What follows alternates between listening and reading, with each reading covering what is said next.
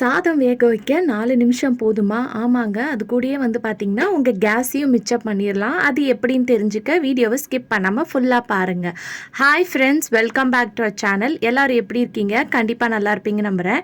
இன்னைக்கு நம்ம சேனல்ல எல்லாருக்குமே ரொம்ப யூஸ்ஃபுல்லா இருக்கக்கூடிய கிச்சன் டிப்ஸ் அண்ட் ட்ரிக்ஸ் தான் ஷேர் பண்ணியிருக்கேன். ஸோ வீடியோவை ஸ்கிப் பண்ணாம ஃபுல்லா பாருங்க. அதுக்கு முன்னாடி நீங்க இப்பதான் நம்ம சேனலை ஃபர்ஸ்ட் டைம் பார்க்குறீங்கன்னா, இப்பவே சப்ஸ்கிரைப் பண்ணிக்கோங்க. கூட இருக்க பெல் சிம்ல கிளிக் பண்ணிக்கோங்க. இப்போ வாங்க வீடியோக்குள்ள போலாம். ஃபர்ஸ்ட் இப்போ என்னென்னு பார்க்கலாம். எவ்வளோ பாத்திரம் இருந்தாலும் ஈஸியாக கழுவிடலாம். இந்த மெத்தடில் நீங்கள் வாஷ் பண்ணி பாருங்கள்.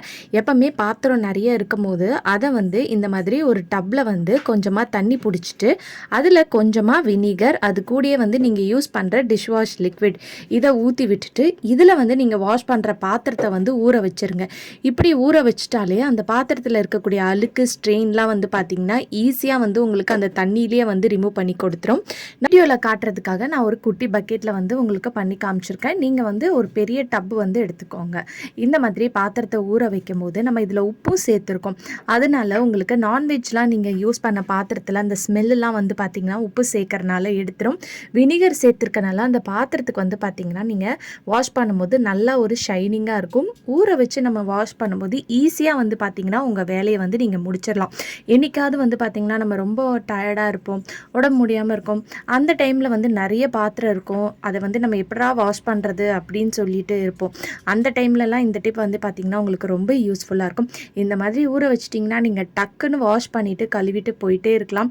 அந்த அளவுக்கு பார்த்திங்கன்னா இந்த டிப் உங்களுக்கு ரொம்ப ஹெல்ப்ஃபுல்லாக இருக்கும். ஸோ பார்க்கும்போதே உங்களுக்கு தெரியும் இந்த பாத்திரம் பாருங்கள் எந்த அளவுக்கு நல்லா பளிச்சுன்னு இருக்குன்னு சொல்லிட்டு. ஸோ அந்த கிளாஸ் பாருங்கள் நல்லா ஷைனிங்காக இருக்கும். அது மட்டும் இல்லாமல் நம்ம நான்வெஜ்லாம் சமைக்கிற அந்த கடாயெல்லாம் பார்த்திங்கன்னா நல்லா போட்டு தேய்ன்னு தேய்க்கிற மாதிரி இருக்கும். சம்டைம்ஸ் அடியெலாம் பிடிச்சிருச்சுன்னா இந்த மாதிரி நீங்கள் தண்ணியில் ஊற வைக்கும் போது அது ஈஸியாக உங்களுக்கு நல்லா ஊறி நீங்கள் வாஷ் பண்ணும்போது உங்களுக்கு ரொம்ப ஈஸியாக இருக்கும். நீங்கள் ஸ்ட்ரெயின் பண்ணி வாஷ் பண்ணணுன்ற அவசியமே பார்த்திங்கன்னா உங்களுக்கு இருக்காது. ஸோ கண்டிப்பாக இந்த டிப் யூஸ்ஃபுல்லாக இருக்கும். ட்ரை பண்ணி பாருங்கள். அதே மாதிரி அந்த தண்ணியை நீங்கள் இந்த மாதிரி சிங்கில் ஊற்றி விடும்போது உங்கள் சிங்க் பைப் லைன்லலாம் கற்பாம்பூச்சிலாம் இருந்துச்சுன்னா பார்த்திங்கன்னா வராது. ஏன்னா நம்ம இதில் வினிகர் உப்புலாம் சேர்த்துருக்கனால அந்த ஸ்மெல்லுக்கு பார்த்திங்கன்னா கற்பாம்பூச்சி வராது. ஸோ இந்த மாதிரி அந்த தண்ணியை சிங்கில் ஊற்றுனதுக்கப்புறம் அதுக்கு மேலே அந்த சிங்க் ஹோல்ஸ் மேலே இந்த மாதிரி கொஞ்சமாக கல்லுப்பு போட்டு விடுங்க. இந்த மாதிரி கல்லுப்பு போட்டு விடும்போதும் ஒவ்வொரு வாட்டி நீங்கள் வாஷ் பண்ணும்போதும் பார்த்திங்கன்னா உங்களுக்கு அந்த சிங்க்லேருந்து வரக்கூடிய பேட் ஸ்மெல்லை எடுத்துரும். அடுத்த டிப் என்னென்னு பார்க்கலாம். இந்த மாதிரி நம்ம டைல்ஸில் பாத்திரம் வாஷ் பண்ணிவிட்டு அப்படியே வைப்போம். இல்லைனா கூடையில் வச்சுட்டு கூட நம்ம பாத்திரத்தை வாஷ் பண்ணிவிட்டு வைப்போம் இல்லையா? அந்த மாதிரி வைக்கும்போது அந்த தண்ணிலாம் அந்த டைல்ஸ்லேயே தேங்கி இருக்கும். சம்டைம்ஸ் அப்படியே ரொம்ப தண்ணியாக சதன்னு இருக்கும். அந்த டைமில் இந்த டிப்பை ட்ரை பண்ணி பாருங்கள். நம்ம வீட்டில் அரிசி வாங்குவோம் இல்லையா? அப்போ இந்த மாதிரி பேக் இருக்கும். அந்த பேக்கை தூக்கி போடாமல் இந்த மாதிரி வச்சுட்டு இதுக்கு மேலே நீங்கள் பாத்திரம் வாஷ் பண்ணி வச்சு பாருங்களேன். உங்களுக்கு அவ்வளோ சூப்பராக பார்த்திங்கன்னா இந்த பை நீங்கள் வாஷ் பண்ணுற அந்த பாத்திரத்தில் இருக்கக்கூடிய தண்ணியை பார்த்திங்கன்னா அப்சர்வ் பண்ணிக்கும். உங்கள் கவுண்டர் டாப்பும் பார்த்திங்கன்னா க்ளீனாக இருக்கும். சப்போஸ் நீங்கள் பேஸ்கெட்டில் வச்சு நீங்கள் பண்ணுறதா இருந்தாலும் அதுக்கு அடியில் நீங்கள் இந்த பையை போட்டுட்டு அதுக்கு மேலே பேஸ்கெட்டை வச்சு நீங்கள் பாத்திரத்தை வச்சுக்கலாம். இது ஈரமானதுக்கப்புறம் நம்ம இந்த பாத்திரத்தெல்லாம் தண்ணி வடிஞ்சதுக்கப்புறம் எடுத்து வச்சுட்டு இதை நம்ம வாஷ் பண்ணி வெயிலில் காய போட்டு கூட ரீயூஸ் பண்ணிக்கலாம். ஸோ வேஸ்ட்டாக தூக்கி போடக்கூடிய பொருளை நீங்கள் இந்த மாதிரி கூட யூஸ் பண்ணிக்கலாம். கண்டிப்பாக ட்ரை பண்ணி பாருங்கள். அடுத்த டிப் என்னென்னு பார்க்கலாம். நம்ம இந்த மாதிரி டிஷ் வாஷ் சோப்பெல்லாம் யூஸ் பண்ணுவோம் இல்லையா வாஷ் பண்ணுறதுக்கு. அது ரொம்ப நாள் பார்த்திங்கன்னா வரணும்னா இந்த டிப்பை ட்ரை பண்ணிக்கோங்க. ஏன்னா உடனே பார்த்திங்கன்னா சோப்பு போட்ட உடனே நம்மளுக்கு கரைஞ்சிரும்.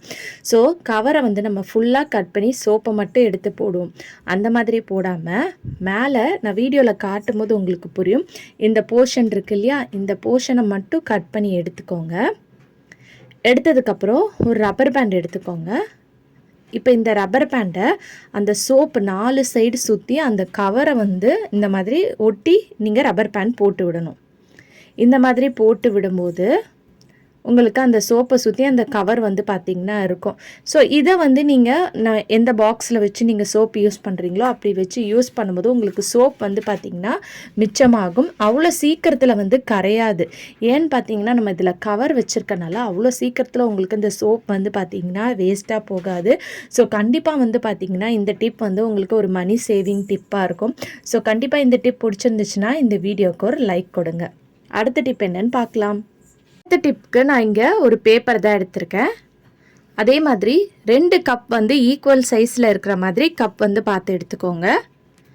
இப்போ இந்த கப்பை வந்து கீழே வச்சுட்டு மேலே வந்து பேப்பரை இந்த மாதிரி வச்சுட்டு நல்லா அதுக்கு மேலே ஒரு கப்பை வச்சுட்டு நீங்கள் இந்த மாதிரி நல்லா ப்ரெஸ் பண்ணி விடணும். ஸோ உங்களுக்கு வீடியோவில் பார்க்கும்போது புரியும்னு நினைக்கிறேன். ஸோ இந்த மாதிரி ப்ரெஸ் பண்ணிவிட்டு எக்ஸ்ட்ராவாக இருக்கக்கூடிய பேப்பரெல்லாம் வந்து நம்ம கட் பண்ணி எடுத்துக்கலாம்.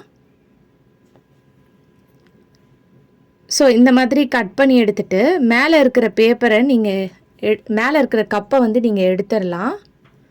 எடுத்துகிட்டு பார்த்திங்கன்னா உங்களுக்கு வீட்லேயே அழகாக வந்து ஒரு பேப்பர் கப் வந்து பார்த்திங்கன்னா நம்ம ரெடி பண்ணிட்டோம். ஸோ இதை வந்து நம்ம ஏதாவது வேர்க்கடலை ஸ்நாக்ஸ்லாம் சாப்பிட்றதுக்கு வந்து பார்த்திங்கன்னா யூஸ் பண்ணிக்கலாம். இல்லைனா இந்த மாதிரி பூண்டு இஞ்சிலாம் வந்து நீங்கள் போட்டு வைக்கிறதுக்கு கூட யூஸ் பண்ணிக்கலாம். கண்டிப்பாக ட்ரை பண்ணி பாருங்கள். அடுத்த டிப் என்னென்னு பார்க்கலாம். அடுத்த டிப் என்னென்னு பார்த்தீங்கன்னா, அரிசி வந்து 4 நிமிஷத்தில் வந்து நம்ம எப்படி வேக வச்சு எடுக்கிறதுன்றத பார்க்கலாம். நீங்கள் வந்து குக்கரில் உங்களுக்கு வைக்க தெரியல, பிகினராக இருக்கீங்கன்னா கண்டிப்பாக இந்த டிப் ரொம்ப யூஸ்ஃபுல்லாக இருக்கும். இது வந்து நம்மளுக்கு ஒரு கேஸ் சேவிங் டிப்பாகவும் இருக்கும்.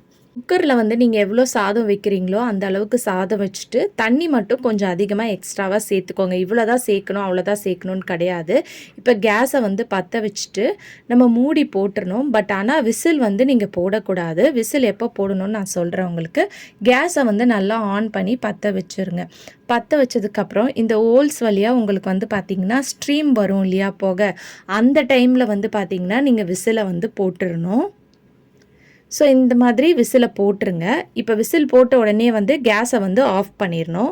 இது ஸ்ட்ரீம்லாம் வந்து நீங்கள் ரிலீஸ் பண்ணக்கூடாது. 4 நிமிஷத்துக்கு வந்து அதை அப்படியே விட்டுருங்க. 4 நிமிஷத்துக்கு அப்புறம் ஓப்பன் பண்ணி பார்த்தீங்கன்னா உங்களுக்கு சாதம் வந்து பார்த்திங்கன்னா நல்லா அழகாக வந்து ரெடி ஆயிரும். ஸோ பேலன்ஸ் இருக்கக்கூடிய தண்ணியை வந்து நீங்கள் இப்படியே வந்து ஃபில்டர் பண்ணிக்கலாம்.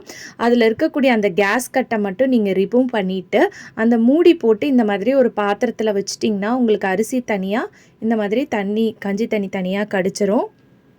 ஸோ 4 நிமிஷத்தில் வந்து பார்த்திங்கன்னா நீங்கள் சாதத்தை வந்து வடித்து எடுத்துடலாம். எந்த ஒரு அளவும் நீங்கள் வந்து தெரியணுன்ற அவசியம் இல்லை. ஈஸியாக வந்து பார்த்திங்கன்னா உங்களுக்கு வடித்து எடுத்துடலாம். கேஸும் வந்து பார்த்திங்கன்னா உங்களுக்கு மிச்சமாகும். கண்டிப்பாக இந்த டிப்பை ட்ரை பண்ணி பாருங்கள். அடுத்த டிப் என்னன்னு பார்க்கலாம். நம்ம இந்த மாதிரி நெயில் பாலிஷ்லாம் வைப்போம் இல்லையா? ஸோ நெயில் பாலிஷ் வச்சுட்டு நம்ம வந்து பார்த்திங்கன்னா ரொம்ப நேரம் வந்து நம்ம அப்படியே கை வச்சுட்ருக்க மாட்டோம். நெக்ஸ்ட் அடுத்த வேலையை வந்து பார்த்திங்கன்னா பார்க்க போயிடும். அந்த மாதிரி பண்ணும்போது நம்ம நெயில் பாலிஷ்லாம் வந்து அங்கங்கே வந்து திட்டாக இருக்கும், இல்லைனா அழிஞ்சிரும், ஒரு மாதிரி இருக்கும். ஸோ அதை வந்து ஈஸியாக வந்து இந்த நெயில் பாலிஷை வந்து ட்ரை பண்ணி காய வைக்கணுன்னா இந்த டிப்பை வந்து ஃபாலோ பண்ணிக்கோங்க. ஒரு அகலமான பாத்திரத்தில் இந்த மாதிரி கொஞ்சமாக வந்து தண்ணி எடுத்துக்கோங்க. இப்போ இந்த தண்ணியில் வந்து இந்த கையை வந்து இந்த மாதிரி டிப் பண்ணி வைங்க. இந்த மாதிரி டிப் பண்ணும்போது ஸோ ஒரு 2 செகண்ட் வச்சா போதும். நெயில் பாலிஷ் வந்து பார்த்திங்கன்னா உங்களுக்கு உடனே வந்து ட்ரை ஆகி காஞ்சு கிடச்சிரும். ஸோ கண்டிப்பாக வந்து இந்த டிப்பும் வந்து எல்லாருக்குமே ரொம்ப யூஸ்ஃபுல்லாக இருக்கும். ட்ரை பண்ணி பாருங்கள். ஓகே ஃப்ரெண்ட்ஸ், இன்றைக்கி வீடியோவில் நான் ஷேர் பண்ணி இந்த டிப்லேருந்து ஏதாவது ஒரு டிப் அது கண்டிப்பாக உங்களுக்கு யூஸ்ஃபுல்லாக இருக்கும்னு நினைக்கிறேன். அப்படி யூஸ்ஃபுல்லாக இருந்துச்சுன்னா மறக்காமல் நம்ம சேனலை லைக் பண்ணுங்கள், ஷேர் பண்ணுங்கள், கமெண்ட் பண்ணுங்கள், சப்ஸ்கிரைப் பண்ணிக்கோங்க. தேங்க்யூ ஃபார் வாட்சிங்.